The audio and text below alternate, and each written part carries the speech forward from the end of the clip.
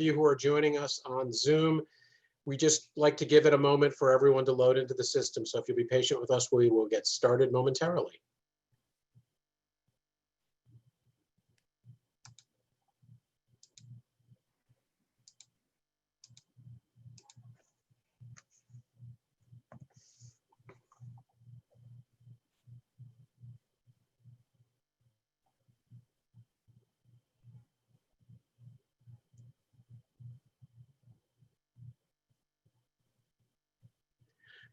Good morning and welcome to WITA's 25th webinar on trade since we shifted from in-person events in March to all online.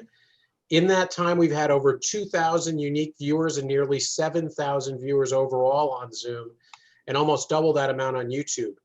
But we know that you all don't know who you're online here with, so we like to call out the names of some of the people you were in community with today.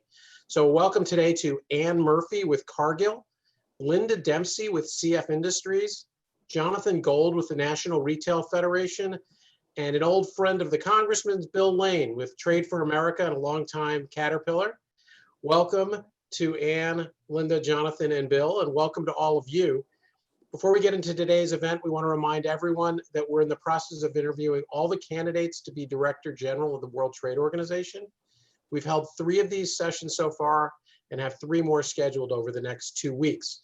Our next DG discussion will come tomorrow at 1 p.m. Eastern with the Right Honourable Dr. Liam Fox, a member of the British Parliament and the UK's nominee to be Director General. Next week, we'll be hosting Kenya's candidate to be Director General, Ambassador Amin Mohammed. And the week after that, we'll host the Korean candidate, Ambassador Yoo Myung-hee. So see your email for information on how to register for all those sessions. For today, we're delighted to welcome Congressman Darin LaHood to the WITA webinar stage. Congressman LaHood's really made his mark in Congress in the relatively short time he's been there as a member of the prestigious House Ways and Means Committee with oversight of tax and trade issues, and as the co-chair of the bipartisan U.S.-China Working Group, and as a member of the Republican China Task Force.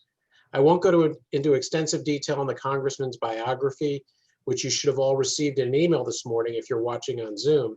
But welcome to the Congressman and our good friend, Wendy Cutler, the Vice President and Managing Director of the Asia Society's Policy Institute in Washington. Thanks to both of them for joining us today. If you've been on our Zooms before, you know you can use the Q&A tab to send questions for the Congressman, which we'll try to get to after his discussion with Wendy. Thanks again to all of you for joining us. Wendy, take it away. Well, thanks, Ken, and good morning to everyone, and good morning to Congressman LaHood. We're just thrilled to have you here this morning. As Ken mentioned, the focus today, we'll talk a lot about China, particularly given your important work in the Republican China Task Force, but also in the House China Working Group. And of course, you're just such an important voice on trade in general, given your role in the Ways and Means Committee. So I thought we'd just start right away. We have a lot of ground to cover, Congressman, and perhaps you can tell us a little more about the Republican China Task Force, which my understanding was established last spring. You're looking to issue a report this fall. And my question for you is, what's the mandate of this group? What are you looking at? What are you hoping to accomplish? And particularly in the trade and competitiveness areas where you're leading, which issues in particular are of key interest to the task force? Well, Wendy, thanks for the question. And let me just acknowledge WITA and thank you for having me on today. Ken, thank you for the opportunity to visit with your organization on this webinar on this important topic of China and trade. And Wendy, it's always a pleasure to be with you and to have this dialogue today. Wendy, to your question on the China Task Force, you know, the original intent was to have a bipartisan China task force. And we had kind of been working on that for several months leading up to right before COVID hit. And it was going to be 6 Republicans, 6 Democrats, led by McCarthy and Leader Hoyer. And that kind of fell apart. And it's unfortunate that it did. And so as a response to that, at the end of April, Leader McCarthy made the decision to put together a China task force. And so I was honored to be selected to the group. We have 15 members from the House, all Republicans that are involved with it. I will also say that many of the issues that we've been dealing with and really the topics we hope are bipartisan, because many of them are issues that both Republicans and Democrats care deeply about as it relates to China. Obviously, there were lots of issues in the China space prior to COVID. And I think obviously it's been accentuated with COVID and the relationship to China and what happened coming out of Wuhan or what didn't happen. I think I counted the other day, Wendy, we're up to over 360 pieces of legislation that have been introduced in the House and Senate, bipartisan, bicameral, going after China or addressing China. And obviously a lot of that, it relates to things that happened with the virus and what happened with the World Health Organization and arguably the lack of transparency on behalf of the Chinese. So the China Task Force has been put together to look at a number of issues related to national security, issues related to human rights, issues related to economics, issues related to trade.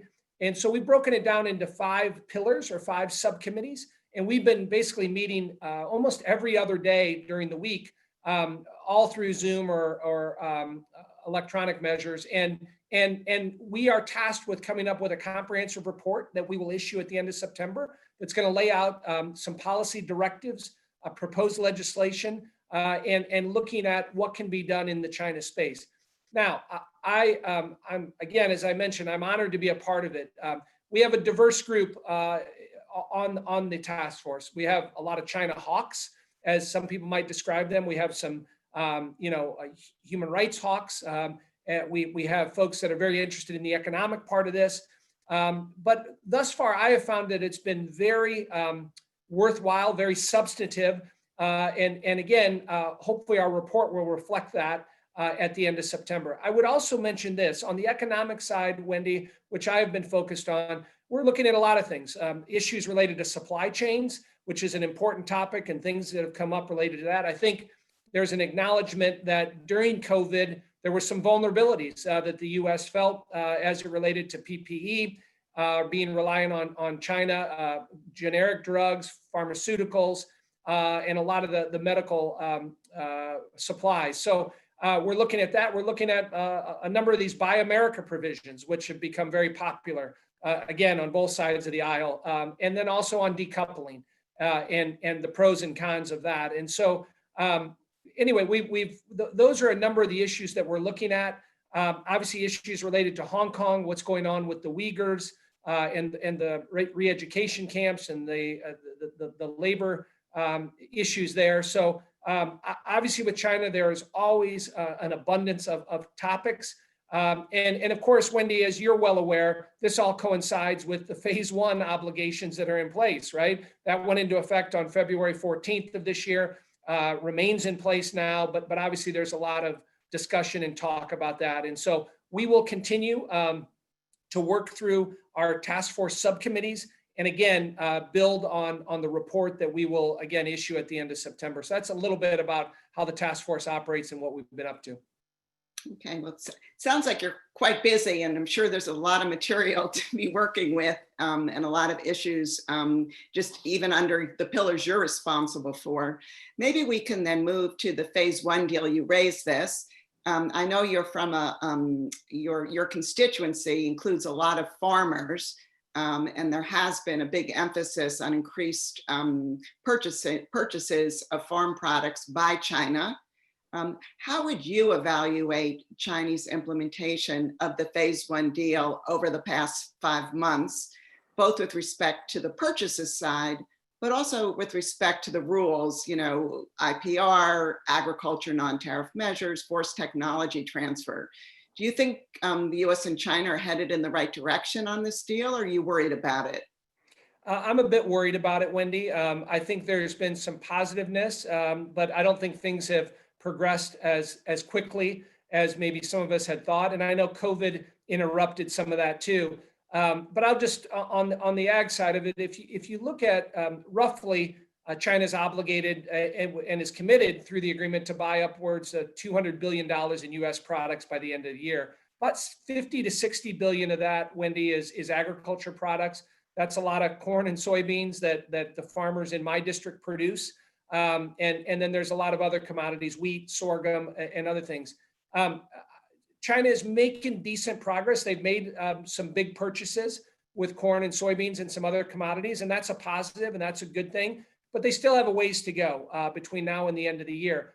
Of course, the makeup of the rest of the non-ag, there's a lot related to energy. And of course, energy has changed a lot with the bottom of the market falling out and prices being down. And so there is, I think, a lot of concern on whether those can be fulfilled between now and the end of the year.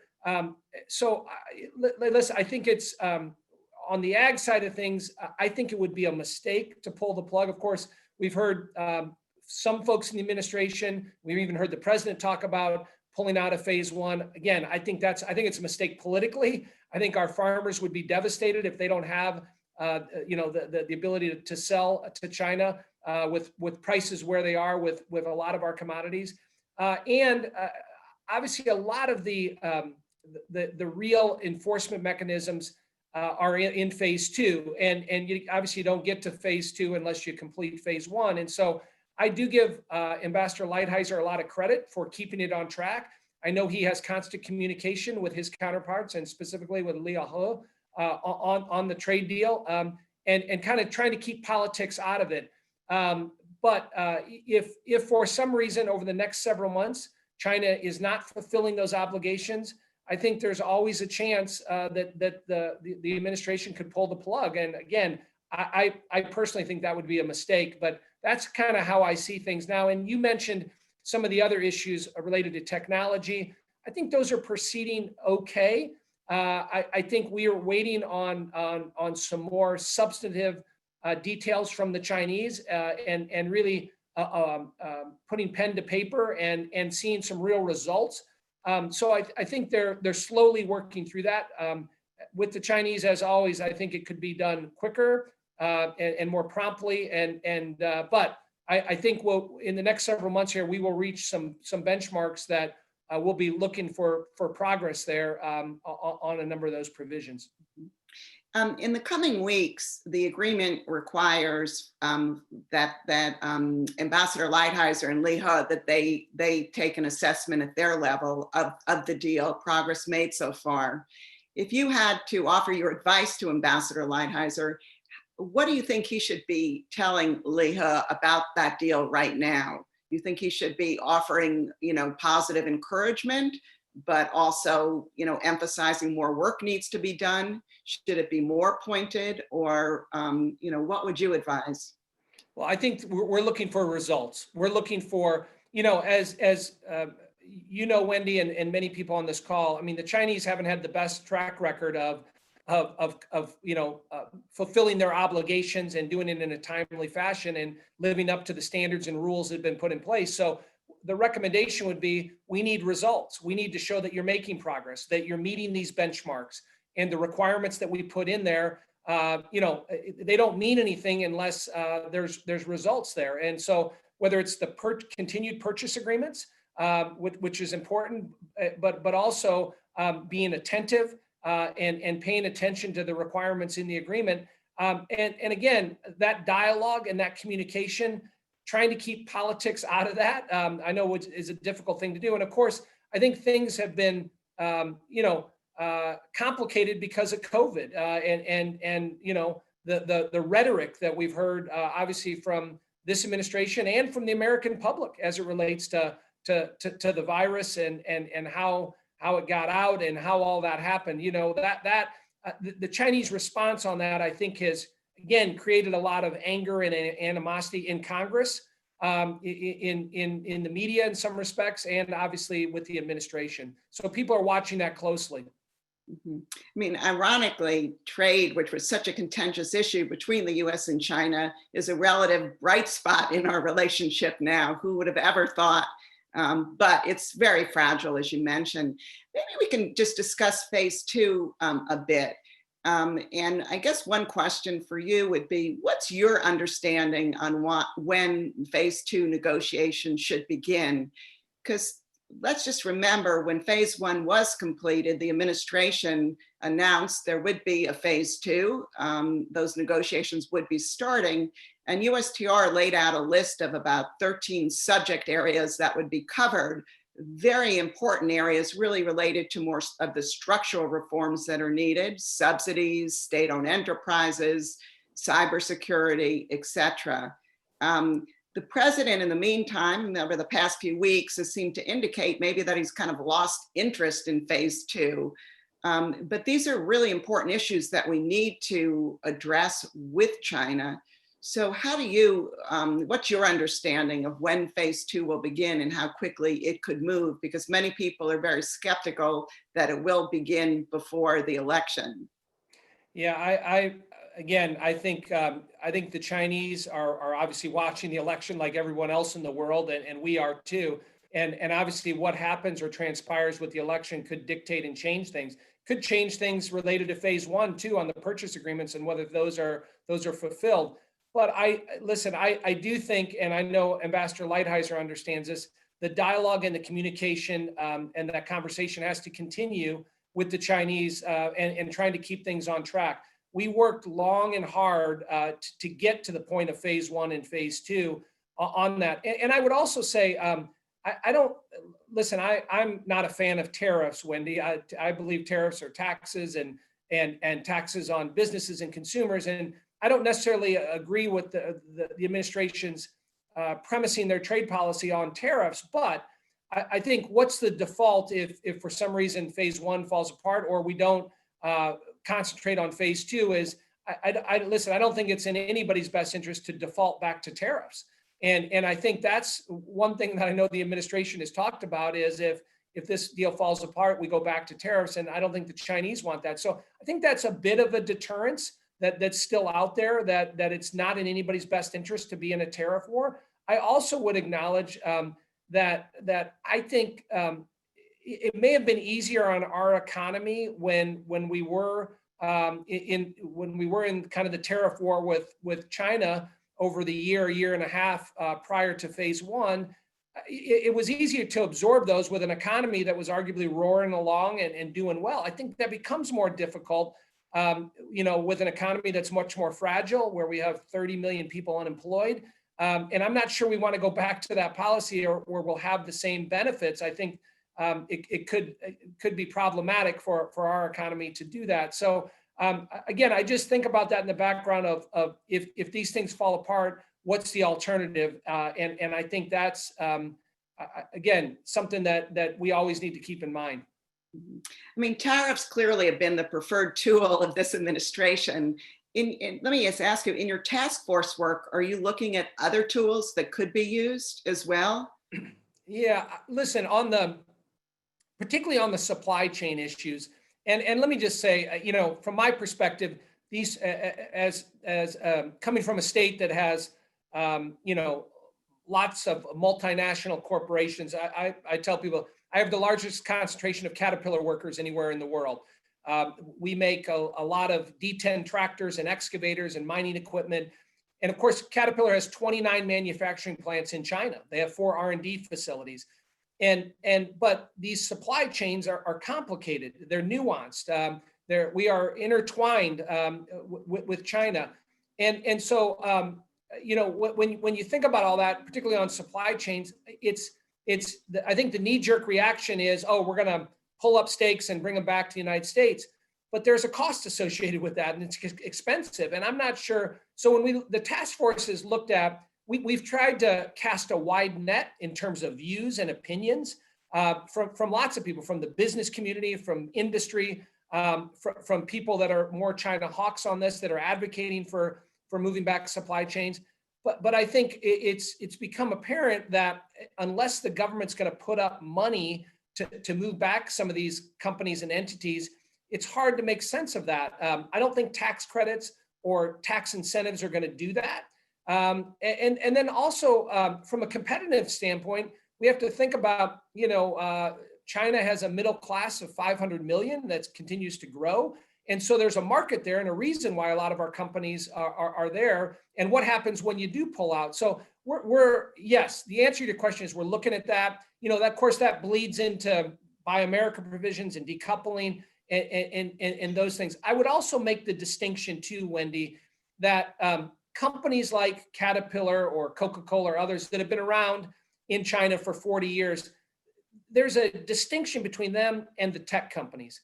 Clearly, there are deficiencies and problems and issues with the new emerging tech companies and their inability to operate in China. And that gets to a lot of issues related to forced technology transfers and IP issues. I mean, those are really two distinct business differences that I think are very, very apparent and are treated differently. And so we got to be aware of that also. So that's a long answer to your question, Wendy, but those are things that we are absolutely diving into and looking at and figuring out what's the best approach moving forward on that. The last point that I would make is, people have described our relationship with China. Listen, I don't think we're in a Cold War mentality with China. I think some want to go there, but different from the Cold War from 30 years ago with Russia, we have the two largest economies in the world with the US and China, and we are intricately intertwined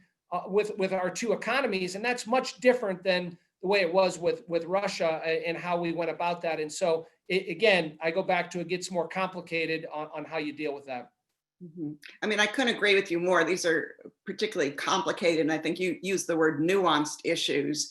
And particularly given that a lot of our companies and farmers rely on export markets, it becomes even more complicated because you need to game out how they're going to respond as well. I know last week you introduced a new bill about in an effort to contribute to this onshoring debate. And this was called kind of bringing back IPR to the United States. The way I understand it, this isn't really a tax incentive. It's more about taking away a disincentive. Is that a good way to characterize it? Or can you explain more what you're trying to get at here? Sure. So yeah, we introduced this bill last week. The jurisdiction will be in the Ways and Means Committee. And this helps with our tech companies and our IP companies. Right now, it's in some ways a disincentive from a tax liability perspective to have their IP shored in the United States. And so they've relied on other countries and other places around the world to harbor that in some respects. This provision, this bill that we introduced was originally part of the tax bill that passed 2 years ago, but it got taken out at the very end. But when people talk about how do we bring some of that back here, how do we protect that IP, we believe this will do this from a tax standpoint, from a again, incentivizing more of that to come here. Right now, under the tax code, it is really a prohibitive measure from doing that.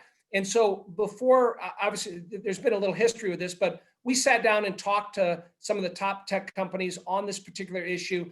And this kept coming back about this would be helpful in doing that. So we're optimistic. Senator Portman on the Senate side is involved with it. And so we have some bipartisan support. But I think this is going to continue to be an issue as it relates to China and technology and IP, that figuring out everything we can to help our U.S. companies and as it relates to protecting their IP. So we introduced it last week, again, getting bipartisan support, and we're optimistic we'll get it included in some type of package between now and the end of the year. Good. So is this one of the 360 bills? It's at the top of the queue, right? Yeah, it would be. This may be 361, but yeah, it's in there. Okay. Maybe in the last 5 minutes before we go to the audience, we can talk a little bit about working with other countries, both our allies and partners vis-a-vis China. This administration over the past 3 years, they clearly have preferred the bilateral, unilateral approach. This doesn't mean they haven't done anything with other countries. They have done some. But do you think the time has come to really tilt that balance more along the lines of working more closely with Europe, Japan, Australia, and others as we try and deal with the China problem, both on economic issues, but also geostrategic and security issues? Well, again, my opinion is probably a little different from the administration as it relates to trade, but I think having a multilateral approach is something we should be pursuing and should have been pursuing over the last 4 years. And I mean, you referenced it. Many of the issues that we have with China, particularly on the technology side of things, are issues that our other allies and industrialized countries in the world have similar issues, whether it's Canada or whether it's Australia or Japan or South Korea or our European allies. And I think it makes more sense and gives us more leverage and more of a pressure point if we did partner with our like-minded allies and go after China. But this is an administration that has not taken that approach. I would also, it's a different scenario, but what we did with USMCA and what we created there, particularly if you look at the 26 chapters that were put in that agreement, particularly the chapters on digital and IP, really strong, and I think set a good standard for moving forward for a number of our other trade agreements that hopefully we can engage in. In terms of the administration's strategy on bilateral trade agreements, I mean, we haven't had much success in doing that, and particularly in the Asia space. Obviously, we've had negotiations with India, but that is extremely complicated, and they have so much reform to do within their system before I think we can get to the point of having some type of trade agreement there. I think it's a noble goal, but I don't think it's going to happen anytime soon. And there are a few other examples, but again, I just think it takes a long time to build up these trading relationships and to get a trade agreement done. I think the UK is probably our best opportunity between now and the end of the year. I know we're making progress on that with UK as they continue with Brexit. But again, you look at the European Union market compared to England, and it would be better in terms of our working on a trade agreement with the European Union rather than the UK. Again, it would be, we haven't had very many success stories on the bilateral trade agreements. I know we're looking at Kenya as another one, but there's a lot of issues there. Brazil, of course, is always a topic. But again, until they reform their tax system and make a number of reforms there, I don't know that we'll be ready to do that. So again, I default to maybe it's not the exact format of TPP, but figuring out, let's look broadly at what were the benefits of TPP. How is that going to help us in terms of isolating China and putting us in a better position? And let's work on that as a framework. I think would be a better approach moving forward. Mm-hmm.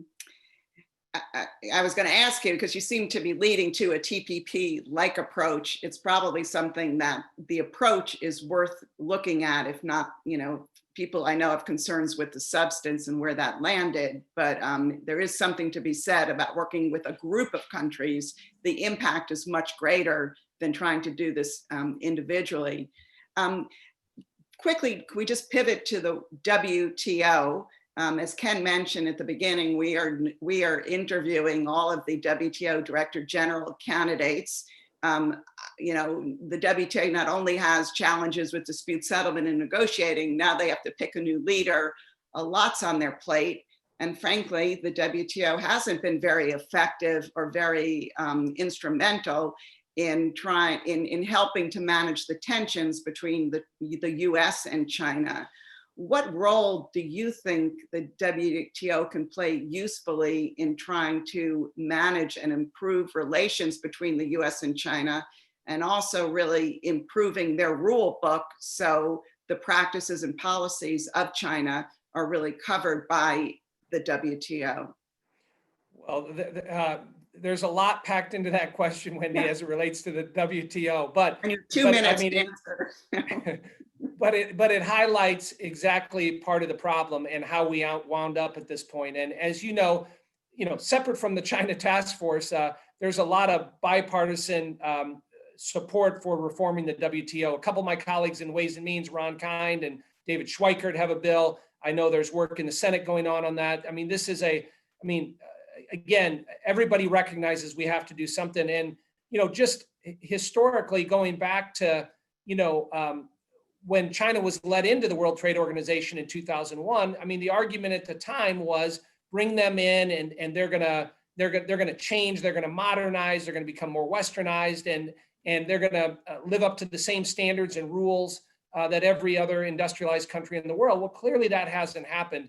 And you look at the cases the U.S. has had against China, you just referenced that.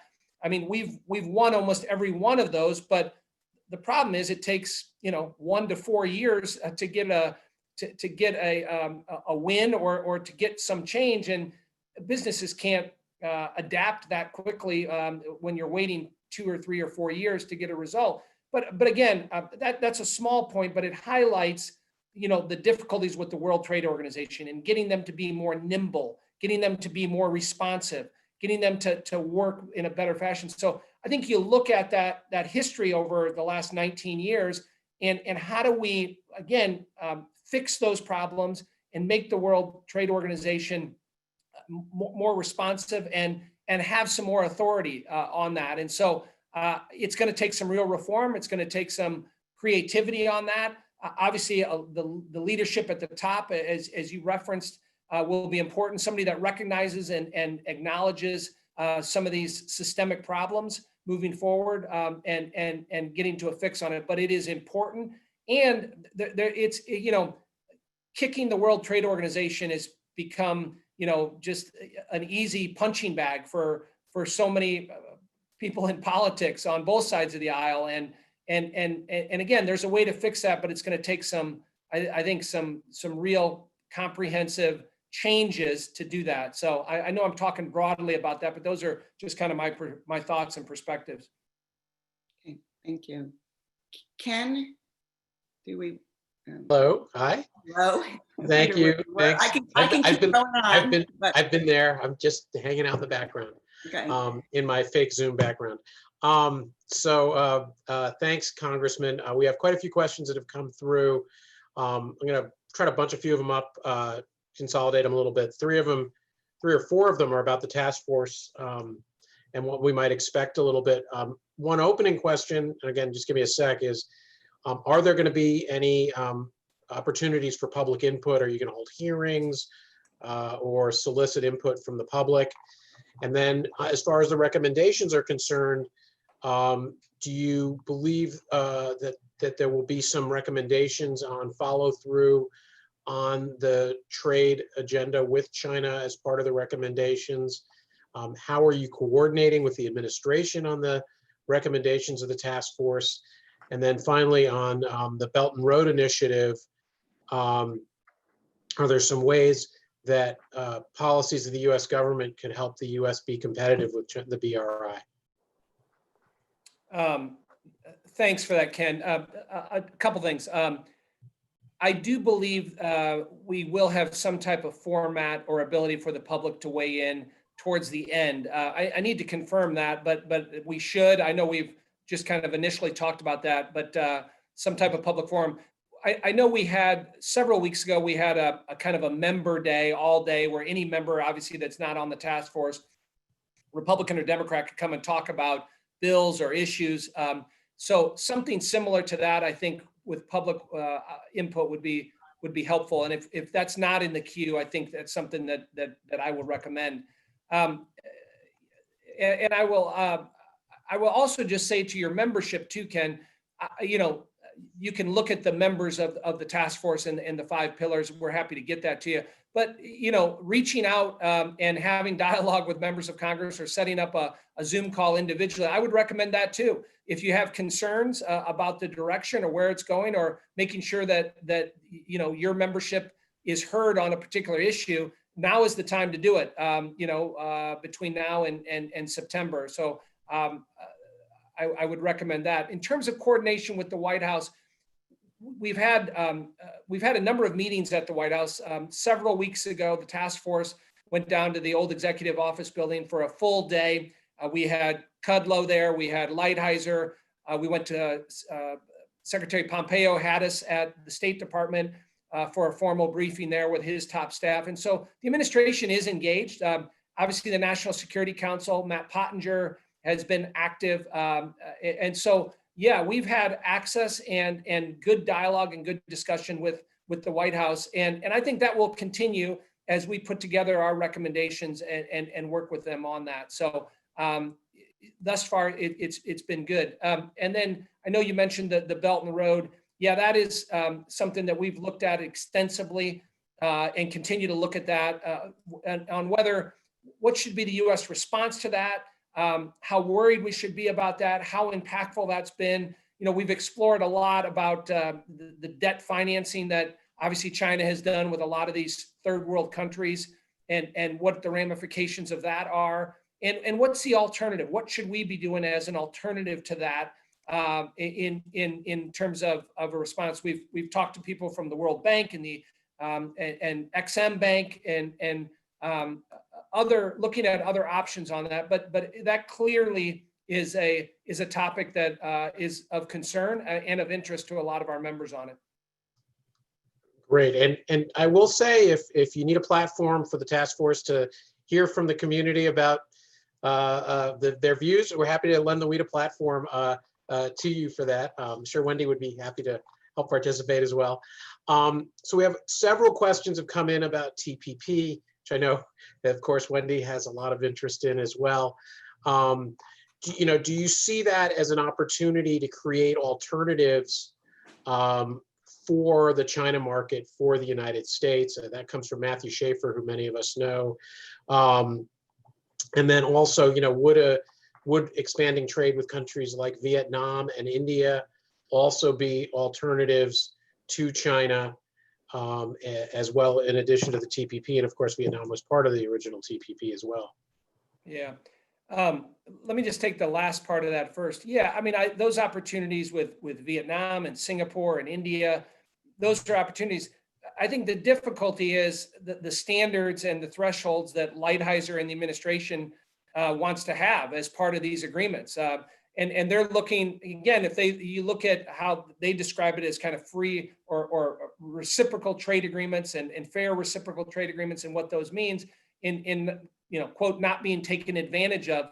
And so I think those become tougher to do with countries like that unless you're going to get them to agree to some of these provisions that they want in there to protect the U.S. And so, Lighthizer is very, very capable, very, very smart, but he drives a hard bargain on some of these issues. And so I think that should be the goal, Ken, is to build up these trading relationships, but getting it pen to paper is not been something that I think has been easy to do. In terms of TPP, I've said for a long time we ought to just change it and put Trump's name on there and call it Trump Trans-Pacific Partnership. Maybe that would help change things. Now, as I referenced earlier, I do think we ought to, I would, frankly, I was a supporter of TPP when I ran for Congress back in 2015. And again, I see the benefits. It's not perfect. There are changes that I would like to make. There are things that need to be revised. But again, if our goal is to isolate China and to try to work with our like-minded allies, this is a framework to do that. And we ought to figure out how we can move forward doing that. So that's something that I've continued to work on in the Ways and Means Committee, in the trade space, again, with some of my like-minded colleagues, Republicans and Democrats alike, on that moving forward.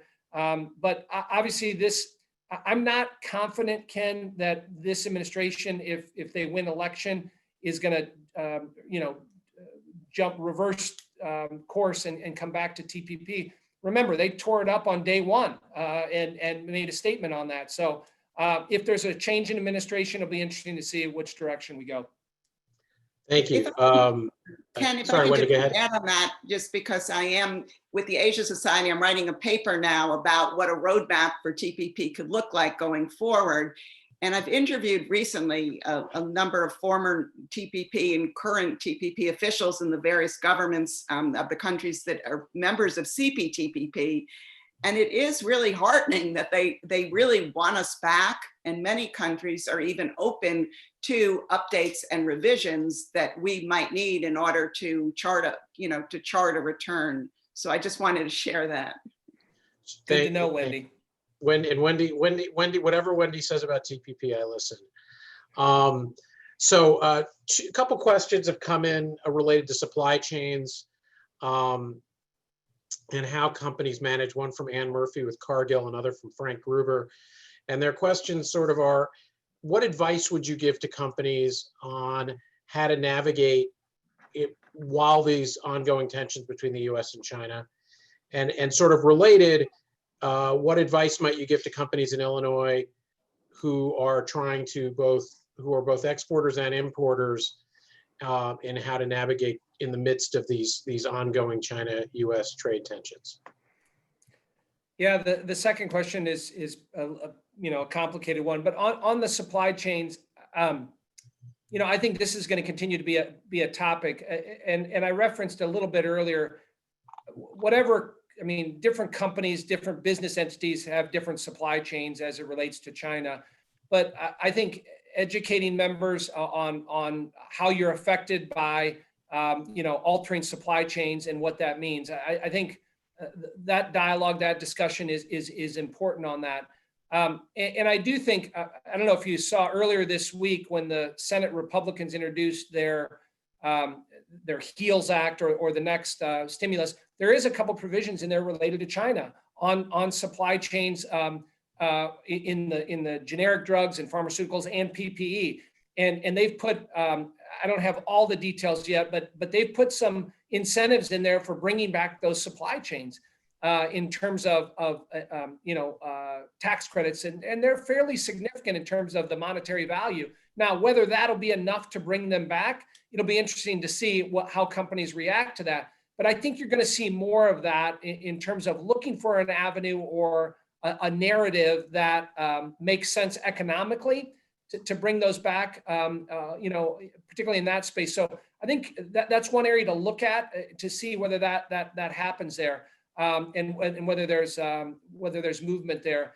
To your other part of your question, Ken, on companies in Illinois and how they navigate the current situation. I mean, it's a bit of a trick bag right now, because I think we're in uncharted waters a little bit on this, but I think you got to watch and see how phase one moves forward here and making sure that stays on track. I think if that stays on track by the end of the year, that's a good omen. And again, we could then move on to phase two and start building upon this track record. It'd be nice to have a few wins in the relationship with China where things are completed and they're done, and that may be wishful thinking. I think the other thing to watch for, kind of separate, but it is related, is what happens with China's response to COVID. I mean, they haven't had much of a response. They haven't admitted what they did or didn't do was wrong, and I think there's still a lot of anger there and animosity with the administration. And so, I don't think you're going to see a mea culpa from China, but maybe how they react differently, I think, could affect things. Also, as you know, these issues of human rights or what goes on with Hong Kong, that's always something that can change the dynamics depending on where things go and how the U.S. or other countries treat those two issues. I mean, those are, again, things that could disrupt things fairly quickly depending on what direction they go. I know I threw a lot out there, but those are just my thoughts, Ken. No, it's super helpful. And in fact, you touched on, I mean, we didn't even get to really, the situation with the Uyghurs and the Hong Kong situation. And I mean, there's a lot there. And there's one other elephant in the room, might be the wrong question, way to put it, but really only alluded elliptically a little bit to Huawei. Just maybe in closing, another big topic that has really global implications. One of our questioners, mentioned that China almost has a corner on the market of cell phones in a lot of Asian and African markets. And of course, it's created a lot of tension and drama in our relationship with our European allies, the Five Eyes countries, about their use of Huawei equipment in their countries. Just any, before we wrap up, any thoughts on the whole issue of Huawei and US and cell phones and internet security, internet safety, all that?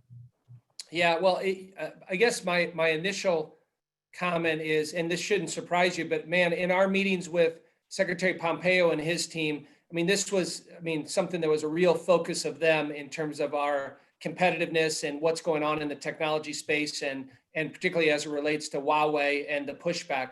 And obviously, you've seen, you know, there has been pushback, I think, from Great Britain recently. We saw what happened last year with the Canadians in basically holding the executive from Huawei there. I mean, this is, you know, something that the State Department and the administration continues to push our allies on in a strong way. And I, you know, through the China Task Force, I will just acknowledge, I mean, there are real national security implications in terms of 5G and Huawei and technology, and those need to be addressed. And so, you know, I don't know that, again, China's been very transparent on this. It's been very, very murky in terms of their, you know, their tentacles and how these operate. And to your point, through the Belt and the Road with a lot of these third world countries and other allies, they continue to engage and build support out there. And so this is a battle that is not going to go away and is going to be a point of tension, you know, on a lot of different levels. And a lot of it bleeds back into national security implications and the level of, you know, arguably spying and espionage and methods that the Chinese are using to do that. And obviously CFIUS plays a role in that. But there are a number of our members on the task force that come from military background that are very smart and nuanced on these issues, that feel strongly about it. And again, as I mentioned, I think the National Security Council and the State Department is really fixated on this moving forward.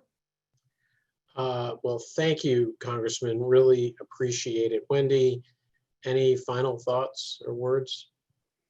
Just thank you very much. And we very much look forward to the report of this task force, because obviously you guys are working really hard and there's a lot of material and a lot of developments that you'll need to address. Yeah. I will say, Congressman, we have at least a half dozen questions we still didn't get to. I'm going to forward those to your staff so they can take a look at what was asked and see if there's any follow-up that needs to be done. Thank you very much for your time. Best of luck. You have a lot on your plate, not just on China, but helping your constituency to navigate this difficult time that our whole country's going through. So please take care. Best of luck to your families. For those of you who are watching, we hope you'll join us again for our DG interviews, including tomorrow with Liam Fox at 1 p.m. Eastern. Thanks very much, everybody, for joining us. Be safe and everyone wear a mask. Take care. Thank you, Ken. Thank you. Thanks, Wendy. Okay.